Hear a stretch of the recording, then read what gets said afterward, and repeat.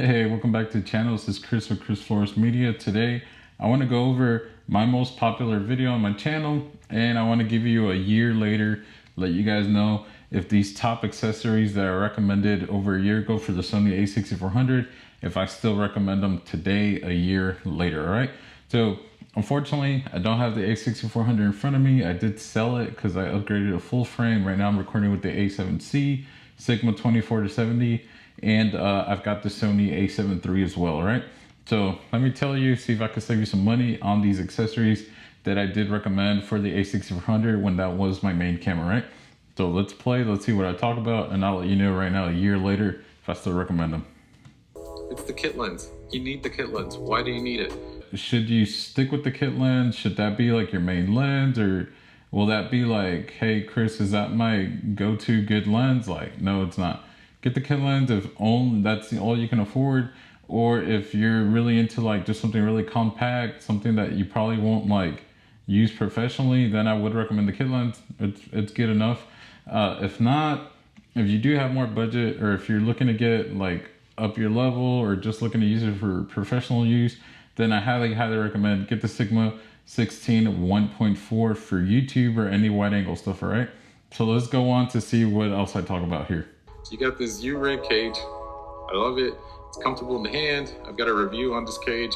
I'll leave it up in the cards. All right, the U-rig cage. Do I still recommend a cage for your camera? That cage in particular, yes. It feels a lot more bulkier, a lot steadier to hold in the hand. It's affordable. Personally, I did like the wooden grip. That's why I went with the U-rig. And I just like the versatility that the cage offered me, all right? So if you are looking for a cage, highly recommend the U-rig for personal use, all right? You know what this is. Of course you know what this is. It's the Peak Design strap. All right, Peak Design strap. Do I still recommend it? Lately, I have not been using straps anymore. I do have, let me show you what I have. Let me take it out. So I've got this fake moneymaker strap that lets me set up 2 cameras. Highly recommend this strap. I'll leave the link in the description because it's so much cheaper than the actual thing. And when I'm not using a strap, I like that strap because it lets me use 2 cameras for a 2 camera setup. The other thing that I have been using instead of the Peak Design is these right here. See if we can get that to focus right there. I don't think it's, there we go. I've been using these wrist straps. They're affordable. They're like 12, 13 bucks on Amazon. Really like them. I feel like it's a lot easier, a lot like feels nicer to hold in the hand when I'm using the cameras instead of using the Peak Design too. Do I still recommend the Peak Design? I like the convenience factor, but I think it's overpriced, right? So if you're not really into straps, or you don't think you're like, it's an absolute necessity, save your money, get maybe one of those wrist straps. That's what I recommend.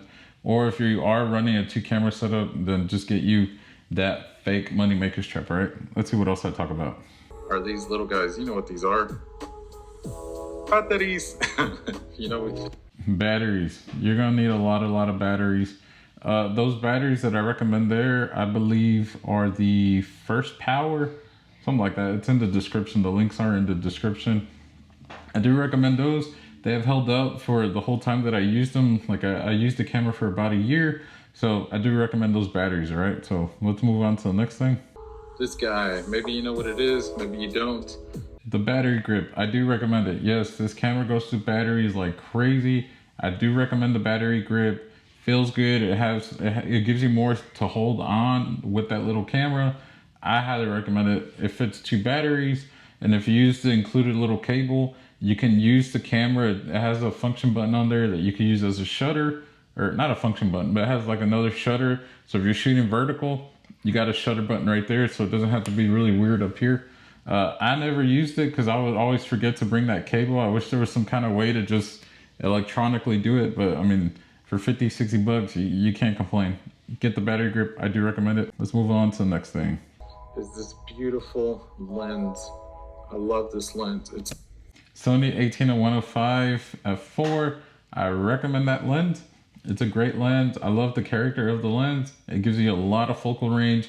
I do have a review of it on the channel, so I'll leave it in the cards wherever it's supposed to be. And I like it because it has a power zoom, so it could zoom in pretty like smoothly in video while you're recording. You could get some real smooth zooms, and it's a constant f4.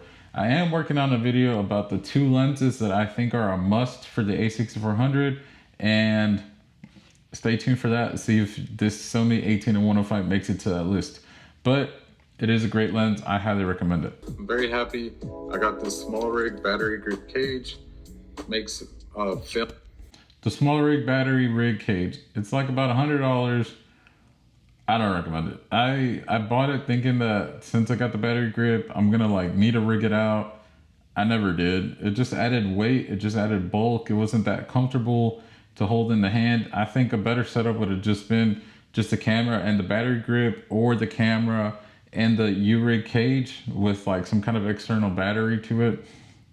Save your money. Don't get the small rig cage. All right, let's move on to the next thing. This top handle. Love this top handle.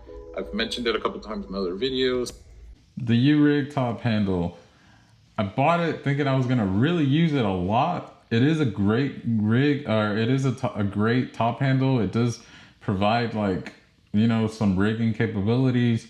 It feels good in the hand, but personally, I just never used it. Like I could not get comfortable shooting, holding the camera like this, or I can't get comfortable like that. So for me, because I can't get comfortable with it, I don't recommend you buy it. Save yourself the money.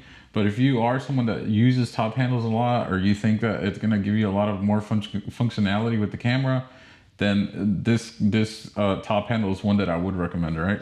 Is this controller. Gosh, the Sony BT controller, don't get it. Save your money. I never use it. I thought I was going to use it.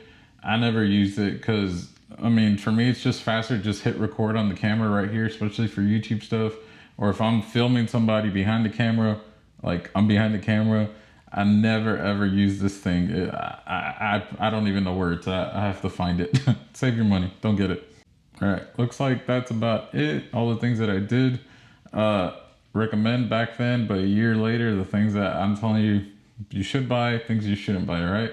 So hopefully you found this video useful, and we'll call this an updated accessory list for the a6400. All right. If you did like this video, leave me a like, leave me a comment in the comment section. Let me know, what accessories did you buy? Very, very excited, thinking that you were going to use them, but in reality, you don't really use them. Or let me know what accessory you did buy, maybe something that's on this list, something that's not on the list that you like cannot live without. Let me know in the comment section, all right? If you haven't yet, please subscribe to the channel. Help us grow on the channel. Leave us a like. You don't understand how helpful that is. And we'll catch you in the next video, all right? Peace.